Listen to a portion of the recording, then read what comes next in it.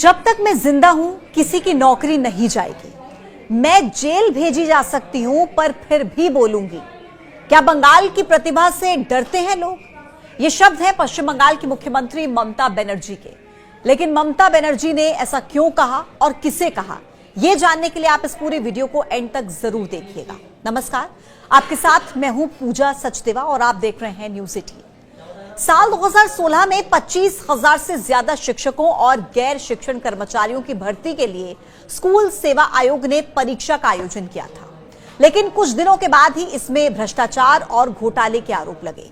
चयन से वंचित रहे कई उम्मीदवारों ने मेरिट लिस्ट के खिलाफ हाईकोर्ट में याचिका दायर की, जिसके आधार पर कलकत्ता हाईकोर्ट ने पहले इस कथित घोटाले की जांच के लिए एक उच्च स्तरीय समिति का गठन किया और फिर उसकी रिपोर्ट के आधार पर इस मामले की जांच सीबीआई को सौंप दी थी।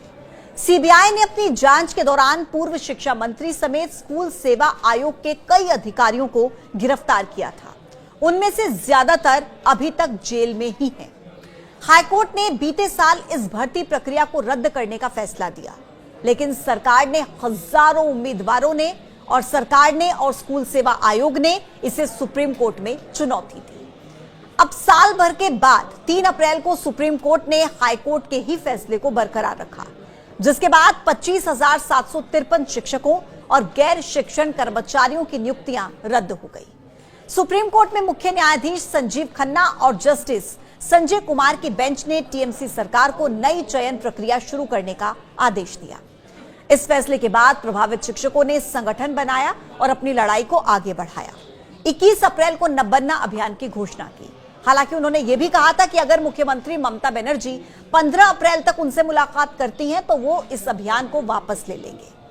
पश्चिम बंगाल की मुख्यमंत्री ममता बनर्जी ने राज्य भर में हजारों शिक्षकों और गैर शिक्षण कर्मचारियों के बीच पनप रहे इस गुस्से को कम करने की कोशिश की और उनसे मुलाकात की। ममता बनर्जी ने सुप्रीम कोर्ट के इस आदेश की कड़ी आलोचना की। कहा कि जब तक मैं जिंदा हूं कोई भी योग्य शिक्षक अपनी नौकरी नहीं खोएगा। ममता बनर्जी ने कहा कि सुप्रीम कोर्ट के इस फैसले से मेरा दिल बहुत दुखी है। मैं जानती हूं कि अगर मैं इस पर बोलती हूं तो मुझे जेल भी हो सकती है, लेकिन मैं फिर भी बोलूंगी। अगर कोई मुझे चुनौती देगा तो मुझे उसका जवाब देना आता है। सरकार पहले सुप्रीम कोर्ट में समीक्षा याचिका दायर करेगी और फिर वहां से अगर सकारात्मक जवाब नहीं मिलता तो इन उम्मीदवारों के लिए 2 महीने के अंदर वैकल्पिक नौकरियों की व्यवस्था की जाएगी। लेकिन वो वैकल्पिक व्यवस्था क्या होगी, इसका खुलासा उन्होंने नहीं किया। ममता बनर्जी का यह भी कहना है कि सुप्रीम कोर्ट को यह स्पष्ट करना चाहिए कि कौन योग्य है और कौन नहीं। उन्होंने कहा कि नीट परीक्षा में भी कई आरोप लगे थे, लेकिन सुप्रीम कोर्ट ने उसे रद्द नहीं किया। उन्होंने यह भी पूछा कि बंगाल को निशाना क्यों बनाया जा रहा है, क्या बंगाल की प्रतिभा से लोग डरते हैं? ममता बनर्जी यहीं पर नहीं रुकी। उन्होंने व्यापम मामले का जिक्र कर दिया और कहा कि 89 लोगों की मौत हो गई, कितनों को न्याय मिला? बिहार और राजस्थान में ऐसी कई विसंगतियां हुई, वहां पर क्या हुआ? त्रिपुरा में वाम मोर्चा शासन के दौरान 10,000 से ज्यादा शिक्षकों ने अपनी नौकरी को खो दिया और भाजपा ने उन्हें बहाल करने का वादा किया और सत्ता हासिल की। वहां पर क्या हुआ? जब बेरोजगारों ने अपनी नौकरी मांगी तो पुलिस ने उनके सिर पर डंडे बरसाए। ममता बनर्जी ने कहा कि उनका संघर्ष केवल एक राज्य का नहीं है, बल्कि पूरे शिक्षा व्यवस्था की रक्षा का है। नेता प्रतिपक्ष राहुल गांधी ने इस मामले में ममता बनर्जी का समर्थन किया है। राहुल गांधी ने राष्ट्रपति द्रौपदी मुर्मू को एक पत्र लिखकर इस मामले में हस्तक्षेप की मांग की। इस पत्र में उन्होंने उन शिक्षकों के लिए न्याय की गुहार लगाई।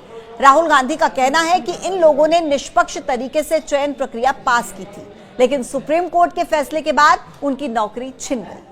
राहुल गांधी ने एक्स पोस्ट के जरिए इसकी जानकारी दी। राहुल गांधी ने कहा कि मैंने राष्ट्रपति से आग्रह किया है कि सरकार को निर्देश दें कि जो उम्मीदवार निष्पक्ष तरीके से चुने गए थे उन्हें अपनी नौकरी पर बने रहने की अनुमति दी जाए। यह मांग सुप्रीम कोर्ट के फैसले के बाद एक नया सियासी मोड़ ला सकती है, क्योंकि यह मामला न केवल शिक्षकों की आजीविका से जुड़ा है, बल्कि पश्चिम बंगाल में सत्तारूढ़ टीएमसी और विपक्षी दलों के बीच तनाव को और भी बढ़ा सकता है। हालांकि इस बीच एक बड़ी राहत भी सुप्रीम कोर्ट की तरफ से मिली है। वो ये है कि पश्चिम बंगाल में शिक्षकों और स्कूल कर्मचारियों के लिए अतिरिक्त पद बनाने के मामले की सीबीआई जांच नहीं होगी। सुप्रीम कोर्ट ने हाई कोर्ट के इस फैसले को बदल दिया है। कोर्ट ने सीबीआई जांच को गैर जरूरी बताया है। बंगाल सरकार ने हाईकोर्ट के फैसले को चुनौती दी थी। हालांकि करीब 25,000 शिक्षक भर्ती घोटाला मामले की सीबीआई जांच जारी रहेगी। आज के लिए इतना ही। कल आपसे फिर होगी मुलाकात एक नए मुद्दे के साथ। तब तक के लिए आप देखते रहिए न्यूज़ 18। नमस्कार।